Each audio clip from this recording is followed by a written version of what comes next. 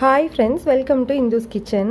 இன்றைக்கி நம்ம சேனலில் முட்டை, பால், சர்க்கரை மூணு பொருளை வச்சு ரொம்ப டேஸ்டான சாஃப்டான ஒரு ஸ்வீட் ரெசிபி தாங்க பார்க்க போகிறோம். இந்த ஸ்வீட் நீங்கள் செய்கிறது ரொம்ப ஈஸிங்க.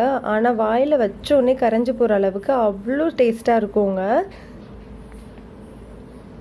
உங்களுக்கு பார்க்கும்போதே தெரியும் எவ்வளோ சாஃப்டாக இருக்குன்ட்டு. இதை நீங்கள் ஒரு முறை செஞ்சிட்டிங்கன்னா திரும்ப செய்வீங்கங்க. அவ்வளோ சூப்பராக இருக்கும். ரெசிபியை பார்க்குறதுக்கு முன்னாடி நம்ம சேனலை சப்ஸ்கிரைப் பண்ணாதவங்க ப்ளீஸ் சப்ஸ்கிரைப் பண்ணிக்கோங்க. கூடவே பெல் ஐக்கானையும் கிளிக் பண்ணிவிட்டு ஆளுங்கிற பட்டனையும் கிளிக் பண்ணிக்கோங்க. ஃபர்ஸ்ட் ஒரு மிக்ஸி ஜாரில் 2 முட்டை சேர்த்துக்கலாங்க. இதை நல்லா ஒரு நிமிஷத்துக்கு பிளெண்ட் பண்ணிக்கோங்க. அப்படி நம்ம பிளெண்ட் பண்ணும்போது நல்லா ஃப்ளஃபியாக வரும் இல்லையா முட்டை, அதுதான் நம்மளுக்கு அந்த ஸ்வீட்டுக்கே சாஃப்ட்னஸ் கொடுக்கும். பாருங்கள், நல்லா ஃப்ளஃபியாக இருக்குது. இந்த மாதிரி நல்லா அரைச்சி எடுத்துக்கோங்க. இதில் இப்போது 5 ஸ்பூன் அளவு சர்க்கரை சேர்த்துக்கோங்க. நீங்கள் குழந்தைங்களுக்கு கொடுக்கும்போது சர்க்கரை வேணாம் அப்படின்னு நினச்சிங்கன்னா நீங்கள் நாட்டு சர்க்கரையோ இல்லை பொடிச்ச வெல்லமோ 5 ஸ்பூன் அளவு சேர்த்துக்கலாங்க. அதுவும் ரொம்ப டேஸ்ட்டாக தான் இருக்கும். இப்போ இதில் ஒரு 3 ஏலக்காய் சேர்த்துடலாங்க. நீங்கள் ஏலக்காய் தூள் யூஸ் பண்ணுறீங்கன்னா 3/4 டீஸ்பூன் அளவு ஏலக்காய் தூள் யூஸ் பண்ணிக்கோங்க. நம்மளோட அந்த முட்டையோட ஸ்மெல் கொஞ்சம் கூட வராதுங்க. இதை இப்போது ஒரு நிமிஷத்துக்கு பிளெண்ட் பண்ணி எடுத்துக்கலாம்.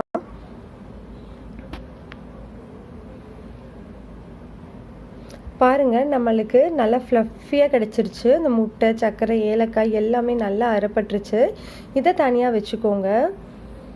ஒரு 1/4 லிட்டர் அளவு பால் எடுத்துக்கோங்க. அதாவது 250 மில்லி எடுத்து நல்லா காய்ச்சி வெதுப்பாக வச்சுக்கோங்க. இப்போ இதில் இந்த முட்டை, சர்க்கரை, ஏலக்காயெலாம் அடித்தோம்ல, அதை நம்ம இதில் சேர்த்துடலாம். இதை நல்லா பீட்டர் வச்சுட்டு ஒரு 30 செகண்டுக்கு நல்லா ஃப்ளஃபியாக அடித்து விட்டுருங்க.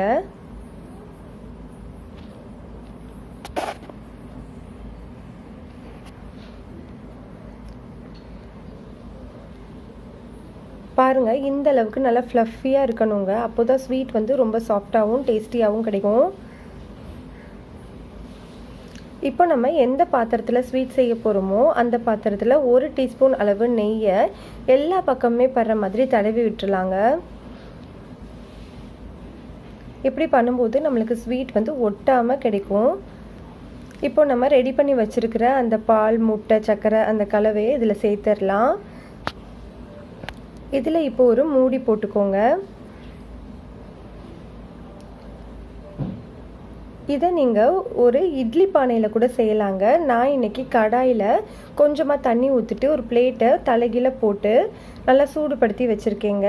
இது மேலே நம்ம ரெடி பண்ணி வச்சுருக்கிற அந்த முட்டை கலவையை வச்சிடலாம்.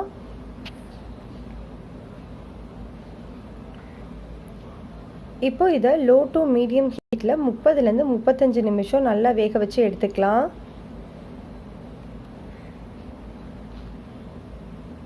இப்போ பாருங்கள், 35 நிமிஷம் கிட்ட ஆயிடுச்சுங்க. நம்மளுக்கு அது நல்லா வெந்துருச்சான்னு பார்க்குறதுக்கு ஒரு கத்தியை உள்ளே விட்டு பார்க்கலாம். பாருங்கள், நம்மளுக்கு ஒட்டவே இல்லை. அவ்வளோதாங்க, அது ரெடி ஆகிடுச்சு. இதை வெளியே நல்லா ஆற வச்சுருங்க. ஆறினதுக்கு அப்புறமா ஒரு மணி நேரம் ஃப்ரிட்ஜில் வச்சுருங்க. ஃப்ரிட்ஜில் வச்சதுக்கப்புறமா தான் எடுத்து நீங்கள் இந்த மாதிரி ஸ்க்ராப் பண்ணணும். முன்னாடியே ஸ்க்ராப் பண்ணிங்கன்னா அது உடையிறதுக்கு வாய்ப்பு இருக்குங்க. அதனால் ஃப்ரிட்ஜில் வச்சுட்டு 1 மணி நேரம் கழித்து இந்த மாதிரி ஸ்க்ராப் பண்ணிவிட்டு ஒரு பிளேட்டில் தலைகீழாக எடுத்துக்கலாம். பாருங்கள், எவ்வளோ பர்ஃபெக்டாக எவ்வளோ சூப்பராக வந்திருக்கு அப்படின்னு சொல்லிட்டு. நீங்கள் இதை கூலிங்காக சாப்பிடும்போது இன்னும் ரொம்ப டேஸ்டியாக இருக்குங்க. இது மேலே நம்ம ஒரு 2 டீஸ்பூன் அளவு பொடிச்ச பாதாம் சேர்த்துக்கலாம்.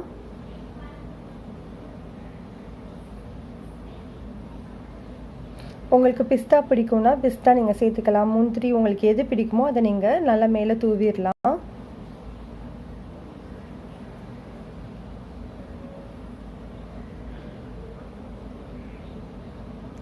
அவ்வளோதாங்க, நம்மளுக்கு ரொம்ப சூப்பரான ஸ்வீட் ரெடி ஆகிடுச்சு. கண்டிப்பாக இதை நீங்கள் ட்ரை பண்ணி பாருங்கள். பிடிச்சிருந்தால் லைக் பண்ணுங்கள், ஷேர் பண்ணுங்கள், கமெண்ட் பண்ணுங்கள், சப்ஸ்கிரைப் பண்ணிக்கோங்க.